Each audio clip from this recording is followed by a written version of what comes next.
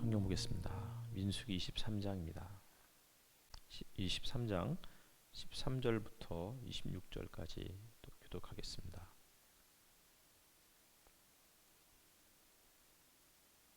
제가 먼저 읽겠습니다. 발락이 그에게 말하였다. 나와 함께 다른 곳으로 가서 보시기 바랍니다. 거기에서는 그들의 일부만 보일 것입니다. 그들이 전부 다 보이지는 않을 것이니 거기에서 나에게 유리하도록 그들을 저주하여 주시기 바랍니다.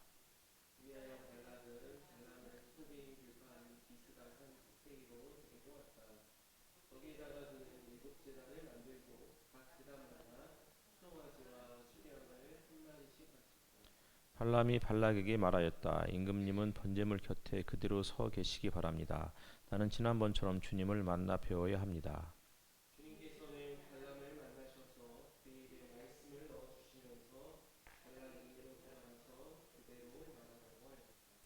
발람이 발락에게로 와서 보니 발락이 번제물 곁에 그대로 서 있었다.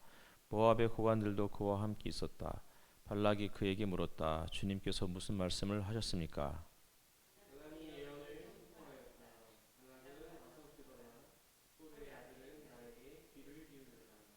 하나님은 사람이 아니시다. 거짓말을 하지 아니하신다.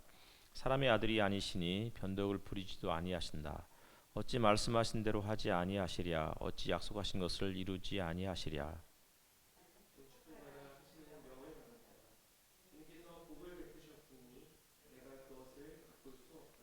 주님께서는 야곱에게서 아무런 죄도 찾지 못하셨다.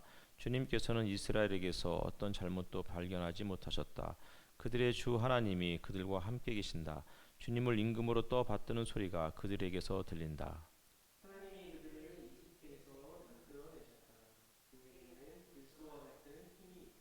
야곱에 맞설 마술은 없다.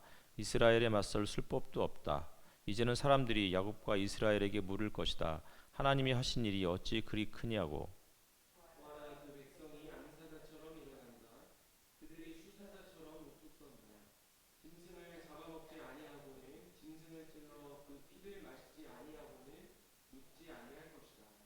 발락이 발람에게 말하였다. 그들에게 저주도 빌지 말고 그들에게 복도 빌지 마시오.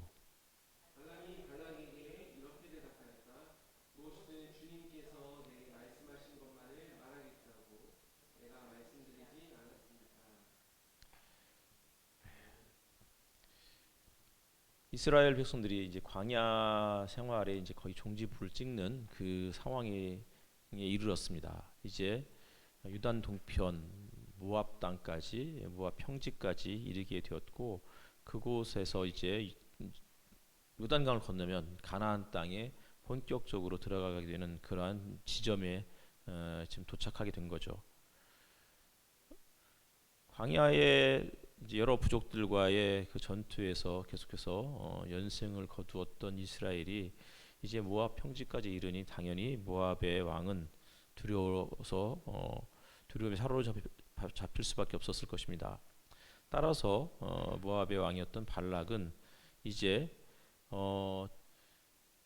발람이라는 예언자 혹은 선지자를 초대해서 이제 그 이스라엘을 저주해달라고 그렇게 요청하는 내용이 22장부터 이어지고 있습니다. 발람은 기본적으로는 이방 신을 섬기는 사람이었어요. 우상 숭배자였죠. 그 역시도 모압 사람이었을 것이고, 그리고 모압에서 아주 유능한 그러한 그 예언자이고, 그리고 점술가였고, 또 어쩌면 제사를 지내는 제사장 역할을 감당했을지도 모르겠어요. 그런 그에게 발락이 예언을 부탁하는 것은 다시 말하면 자기 나라를 위해서 기도하라, 혹은 복을 빌라, 그리고 상대편 민족을 위해서는 저주를 빌라, 이렇게 요청하는 것은 당연한 일이었을 것이고, 발람이 또 왕의 이 요구를 명령을 들어주는 것은 또 당연한 것이었죠. 그런데 발람이 하나님을 만나고 나서는 그 하나님의 그 명을, 하나님의 말씀을 거역하기가 굉장히 어려운 상황이 되었어요. 22장에 보면은 결국은 하나님께서 발람에게 왕을 만나지 마라 라고 그렇게 이야기했다가 이제 결국은 다시 또 가라 이렇게 말씀하셔요. 그리고는 발람이 이제 아침에 일어나서 우리가 너무나 잘 알고 있듯이 나귀를 타고 모압 고관들과 함께 길을 가다가 이제 거기에서 주님의 천사가 그에게 대적자로 나타났죠. 이때 대적자라는 말은 사탄 이런 뜻이에요. 사탄이라는 단어가 이제 나오게 되죠. 어쨌든 간에 주님의 천사가 사탄으로 등장을 해서 사탄아라고 했죠. 사탄아라고 등장해서 그의 길을 막아섰고 그리고는 발람에게 이제 그 길을 가지 못하게 하는 거예요. 그러나 발람이 그것을 보지 못해요. 그러자 우리가 너무나 잘 알고 있듯이 발람이 계속해서 길을 가지 않는 나귀는 보았으니까 나귀를 계속 때리죠. 하지만 나귀가 더 이상 갈 수 없어요. 가지 않아요. 그러다가 급기야는 나귀가 말을 하는 내용이 이제 그 내용 장면들이 22장 21절 이하에 쭉 전개가 되고 있어요. 무슨 이야기를 해주고 싶은 걸까요? 하나님의 음성을 듣는 자였어요. 별을 관측하고 세상의 운명 혹은 민족의 운명을 예지하고 그리고 그것을 왕에게 보여주는 자였어요. 그런 발람이 자기 눈앞에 있는 자신을 대적자로 해서 죽이려고 하는 주님의 천사의 모습을 보지 못하는 거죠. 결국 누가 보았느냐면 나귀가 보았어요.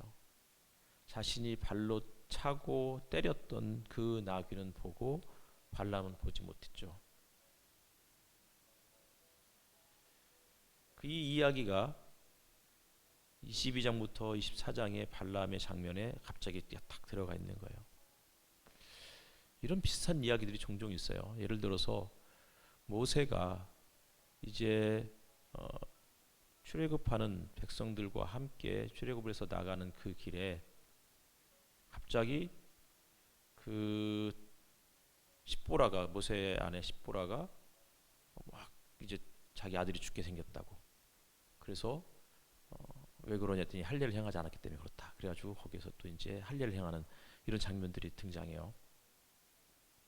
혹은 또 무슨 얘기 성경에 이런 비슷한 그 장면들이 몇 번 더 있어요.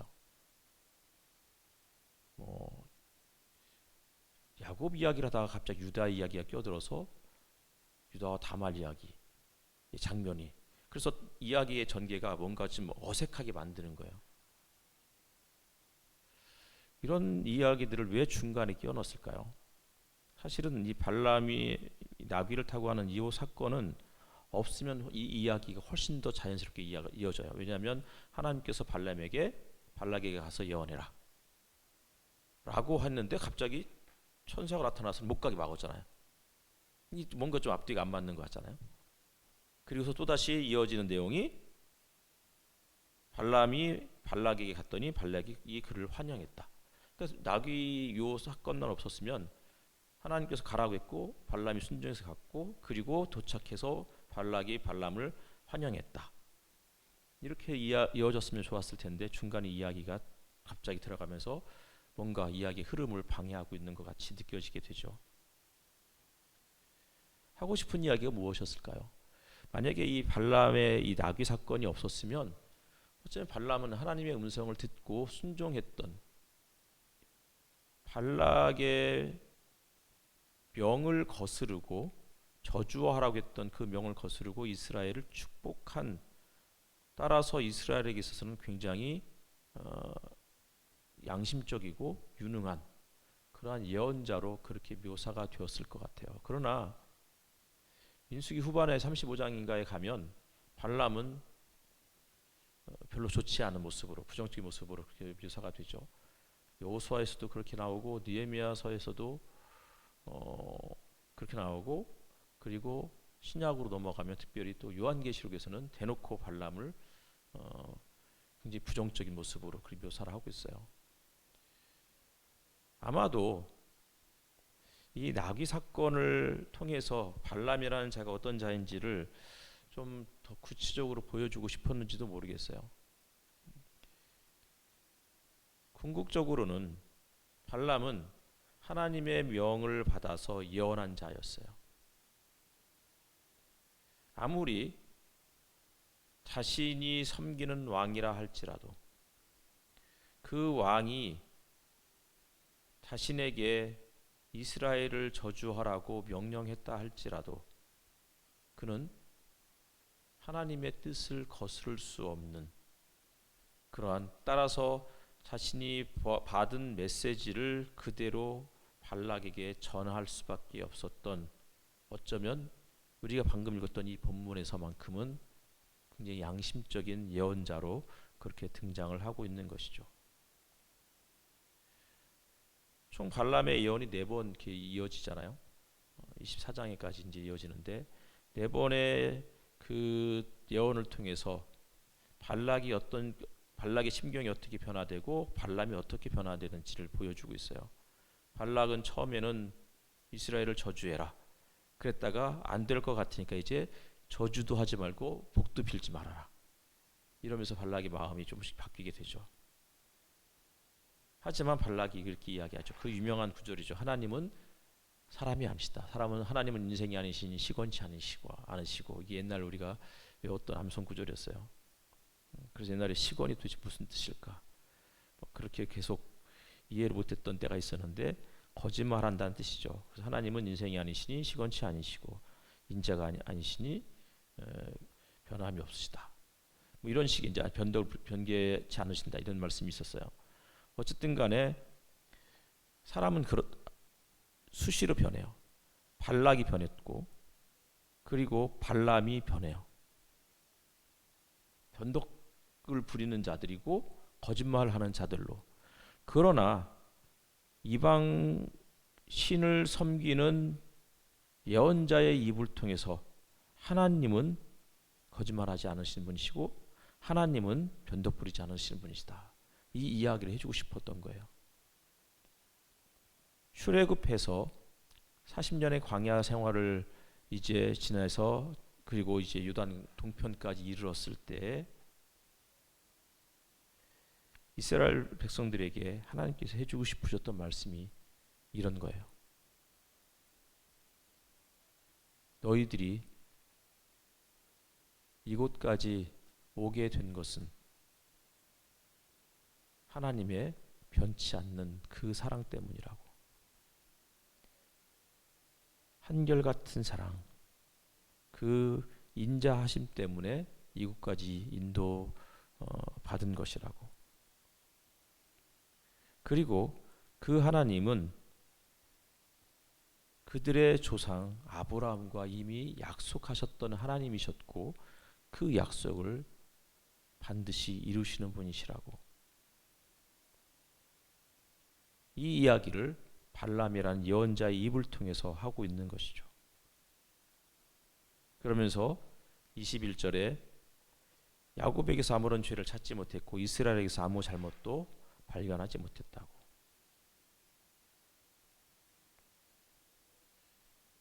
죄가 없겠어요? 찾으려면 정말 그냥 털어서 먼지 안 나는 사람이 없다고. 찾으려면 찾을 수 있는 게 죄인데 지금 하나님께서는 철저하게 야곱의 편이 되어 주시는 거예요. 이게 위로자의 모습이에요. 예수께서 세상을 떠나시기 전날 제자들과 하셨던 말씀 중에서 너희에게 보혜사를 보낼 것이다. 이 보혜사가 이런 뜻인 거예요. 제자들이 왜 연약하지 않았겠어요? 그들이 곧 대신할 건데. 그런데 보혜사가 하는 일은 뭐냐면 끝까지 함께 편이 되어주는 거예요. 그게 변호사의 역할이잖아요. 변호사는 자기의 이 의뢰인의 잘못을 알아요. 알면서도 끝까지 의뢰인을 보호하기 위해서 잘못을 이야기하지 않죠. 하나님께서 끝까지 이스라엘의 편이 되어 주시겠다는 거예요. 사실 그것 때문에 이스라엘을 구원해 내셨다고요. 하나님께서 아브라함과 하셨던 그 약속 때문에.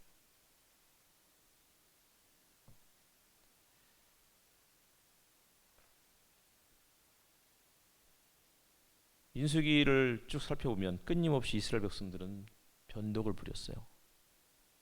조금만 가다가 먹을 것이 없으면 먹을 것이 없다고 불평하고, 마실 물이 없으면 없다고 불평하고, 고기가 없으면 또 고기가 부족하다고 불평하고. 그게 우리들의 모습이잖아요. 그냥 하루에도 정말 몇 번씩 이랬다 저랬다 흔들리고 변덕 부리는 것이 우리들의 마음이고, 그리고 그것이 세상의 모습이에요.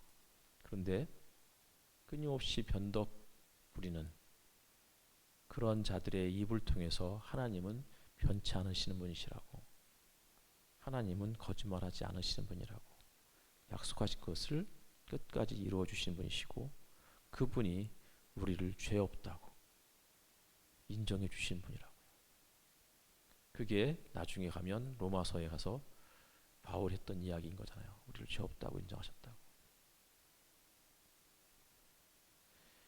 죄가 없어서가 없는 게 아니고 끝까지 우리 편이 되어 주시고, 끝까지 우리 곁에 서서 우리를 지켜 주시고 보호해 주시는, 따라서 시편 61편 말씀처럼 영원토록 우리를 그의 장막 그늘 아래, 그의 날개 그늘 아래 머물게 해주시고 보호해 주시는 분이라고 이렇게 고백하고 있는 것입니다. 그런 주님을 우리가 기대하면서 오늘도 잠시 기도드렸으면 좋겠습니다.